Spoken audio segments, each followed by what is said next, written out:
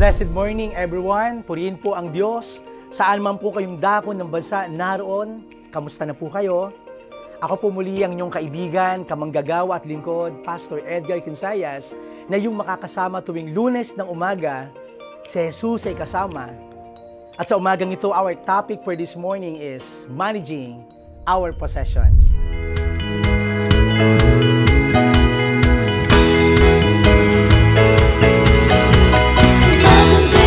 Si Jesus ang kasama, umagang kay ganda si Jesus ang kasama, umagang kay ganda si Jesus ang kasama, kasama na, si Jesus ang kasama na.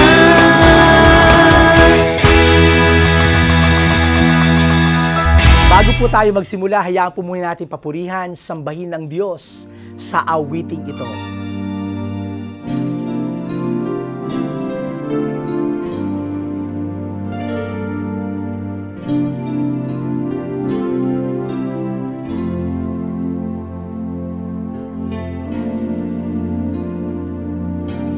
All that I am, all that I have, I lay them down before you, oh Lord.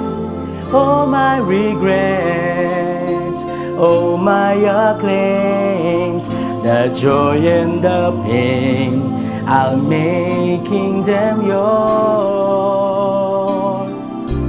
Lord, I offer my life to you, everything I've been through. You sing for your glory, Lord, I offer my days to you, lifting my praise to you as a pleasing sacrifice. Lord, I offer you my life. Things in the past, things yet unseen, wishes and dreams that are yet to come true, and all of my hopes and all of my plans, my heart and my hands are lifted to you. Lord, I offer my life to you, everything I've been through. You sing for your glory, Lord, I offer my days to you, lifting my praise to you as a pleasing sacrifice. Lord, I offer you my life. What can we give that you have not given? And what do we have that is not already yours? All we possess are these lives we're living, and that's what we give to you, Lord. Lord, I offer my life to you, everything I've been through. You sing for your glory, Lord, I offer my days to you, lifting my praise to you as a pleasing sacrifice. Lord, I offer you my life.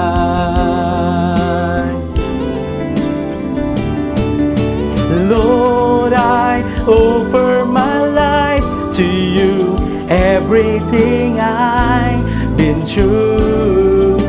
You sit for your glory, Lord, I offer my days to you, lifting my praise to you as a pleasing sacrifice. Lord, I offer you my life.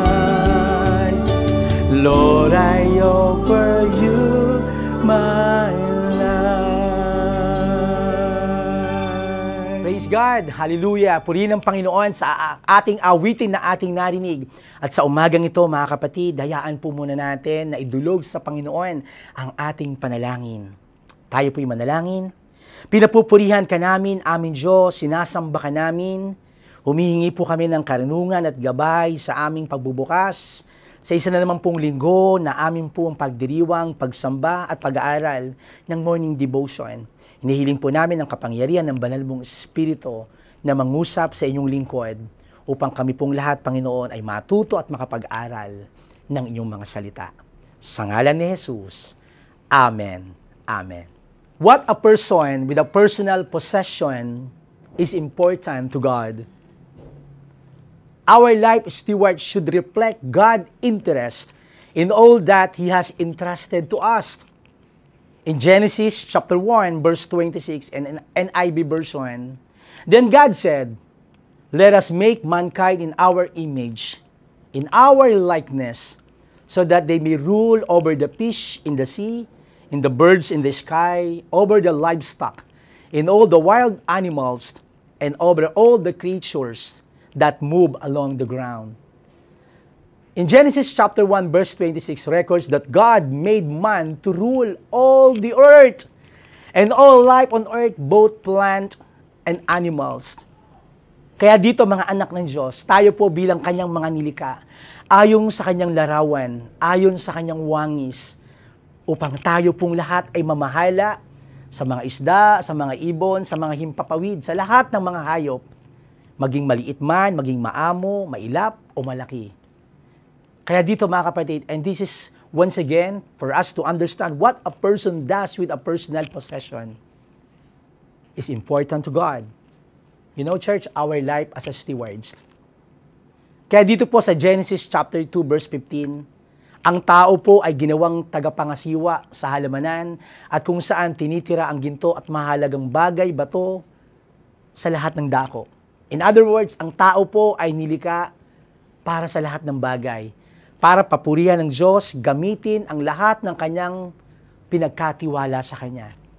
At ang aking panalangin, mga kapatid, sa umagang ito, habang tayo po ay naglilingkod dito sa lupa, habang tayo ay naghahantay, tayo po ay nilikha upang maging tapat na katiwala sa gawain ng Diyos.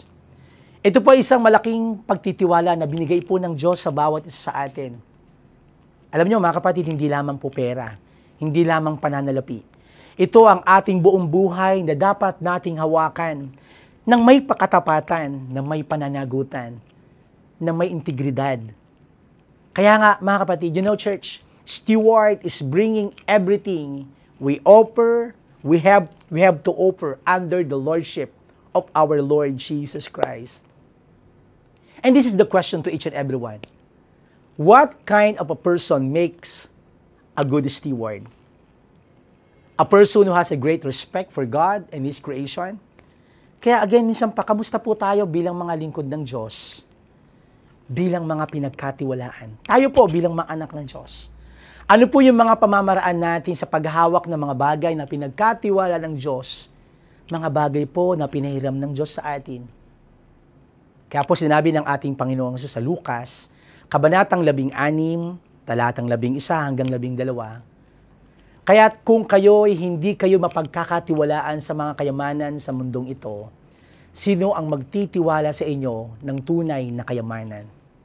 At kung hindi kayo mapagkakatiwalaan sa kayamanan ng iba, sino ang magbibigay ng talagang para sa inyo? Maraming mga tanong mga kapatid. At ano ang git na mabuti kaysa sa pera sa tinawag sila ng Diyos na tunay na kayamanan? Kaya dito ang tanong, kamusta po tayo bilang mga anak ng Diyos, bilang mga pinagkatiwalaan? Kaya ang aking panalangin, ang tunay na kayamanan ay maaari sa maraming bagay. Ngunit ang katotohanan, mga kapatid, kabilang dito ang kaloob ng kaligtasan, kaloob ng biyaya, kaloob ng awa ng Panginoon sa tulong ng banal na Espiritu.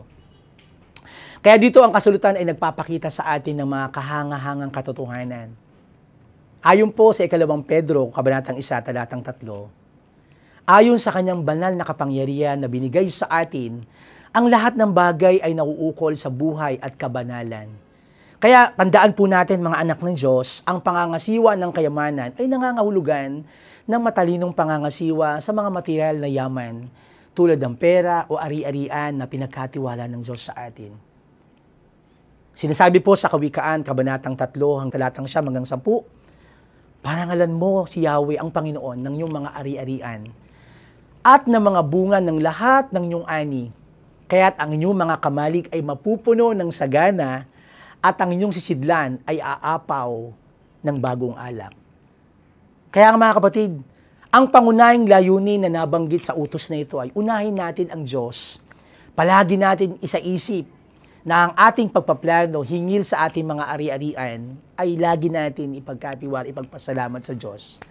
Kaya ang tagubiling ito ay tumutulong sa atin na patuloy natin makilala ang Diyos bilang pinagmulan. Inulit ko po, bilang pinagmulan ng lahat ng material na bagay na meron po tayo, na meron tayong pag-aari. Kaya ang aking panalangin, patuloy natin pasalamatan siya. Paglingkuran siya ng ating buhay, ng ating makakaya, ng lahat ng meron tayo.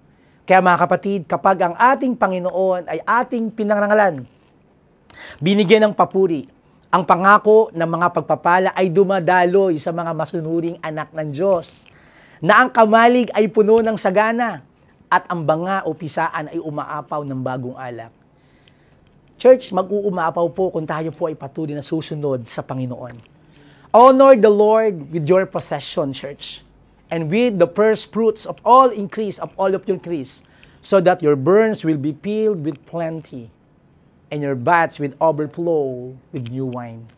Kaya dito, mga kapatid, nais ko pong iwan sa inyo 3 bagay. Una, pangangalaga sa ating mga pag-aari. Makikita po natin yung ating binasa sa mga nakaraang devotion, pagkatapos likain ang tao, ang unang gawaing ibinigay ng Diyos sa kanya sa halamanan ng Eden ay gawin ang pangangalaga nito. Genesis chapter 2 verse 15. Totoo po, tayo po ay ginawang tagapag-alaga ng Panginoon. Ang mga pag-aalagang ito bilang manggagawa o tagapag-alaga ay hindi kailanman nabago. Maliwanag po na tayo po ang pinagkatiwalaan ng Diyos, mga anak ng Panginoon. Ikaw at ako, tayong lahat. Kaya nga sa ngayon, inaasahan pa rin ng Diyos ay ating pong parangalan sa pamamagitan ng ating ari-arian na nagmula sa Kanya. Meron pong tungkulin ito, mga kapatid. Tungkulin ng pangangalaga sa lahat ng bagay, pag-aari niya na pagprotekta sa mga ito mula sa pagkawala ng halaga. Kaya ang aking panalangin, tayo pong pinagkatiwalaan ng Diyos, ang tapat na pangangalaga at pagsunod ng tao sa gawain ito ay nakalulugod sa Diyos at nagbibigay ng karangalan sa Kanya. Pangalawa, pagpapalaki ng ating mga pag-aari o ng mga bagay na binigay sa atin, pinagkatiwala sa atin. Pinagyaman po natin.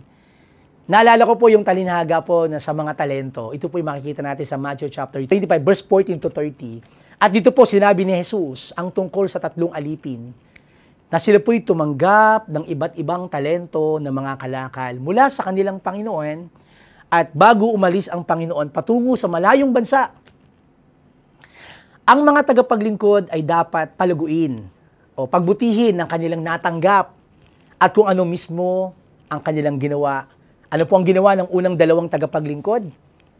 Dinoble po nila ang kanilang mga talento, pinagbuti, pinagyaman.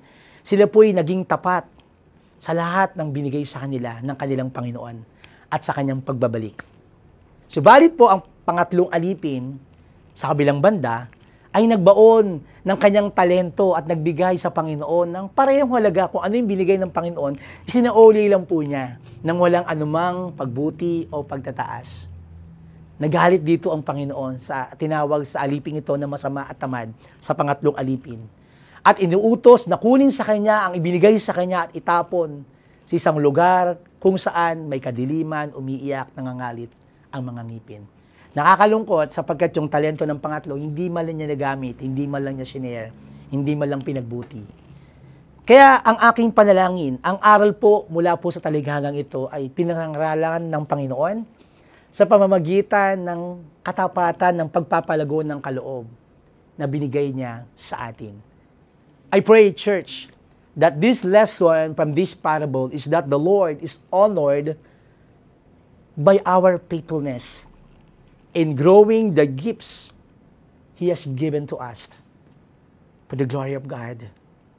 Pangatlo at panghuli, ang paggamit ng ating mga pag-aari ayon sa layunin ng Diyos, kasama rito yung pangangasiwa ng kayamanan o mga kalakal, ang paggawa ng mga ito para sa kapakanan ng ating pamilya, sa mga nangangailangan.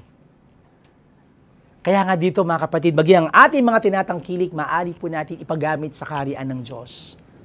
Kaya nga ang pangangaral ng Ebanghelyo sa buong mundo ay batay sa atas at utos ng ating Panginoong Hesus. Ito po ay kanyang tagubilin. Ito po yung mandato ng Diyos. Kung kayo po ay pinagpapala at ramdam na ramdam nyo na nag-o-over po ang pagpapala, maaari po natin ibahagi, suportahan ang mga gawain ng Panginoon sa iglesia, pagmimisyon, upang marami pang maabot at marinig ng salita ng Diyos. According to Matthew chapter 25, verse 21, his masters replied, "Well done, my good and faithful servant. You have been faithful with few things.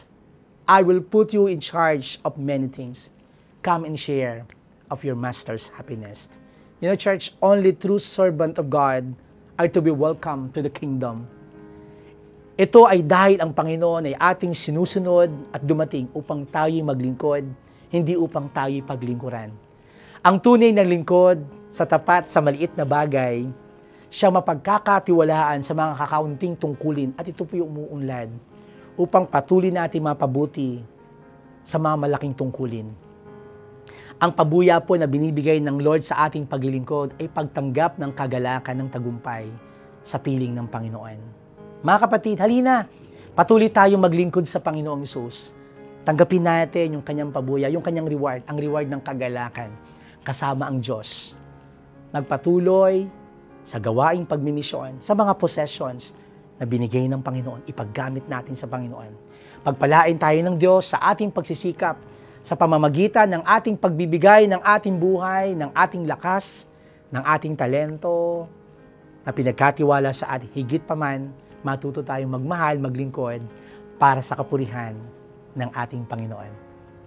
Dalangin ko po ang mensaheng ito ay maging pagpapala po sa bawat isa sa atin, na patuloy po na tayong mag-manage ng lahat ng mga bagay na pinagkatiwala ng Diyos sa atin bilang kanyang mga anak.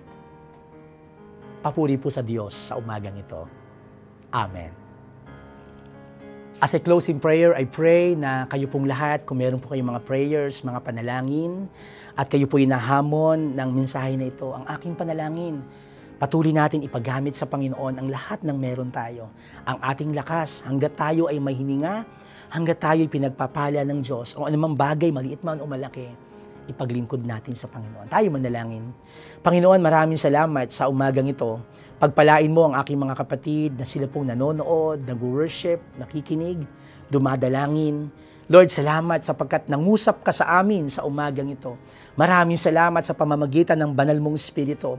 Patuloy po namin na naaalala na kami po'y katiwala mo lamang at ikaw ang nagmamay-ari ng lahat ng bagay. Pagpalain mo, O Lord, ang aking mga kapatid na ito, saan man sila naroon. Patuloy po namin ipagamit ang aming buhay. Makita mo kami na patuloy na naglilingkod sa iyo, O Diyos. Ginagamit anumang bagay, anumang pag-aari na meron kami, nahiram po namin sa iyo.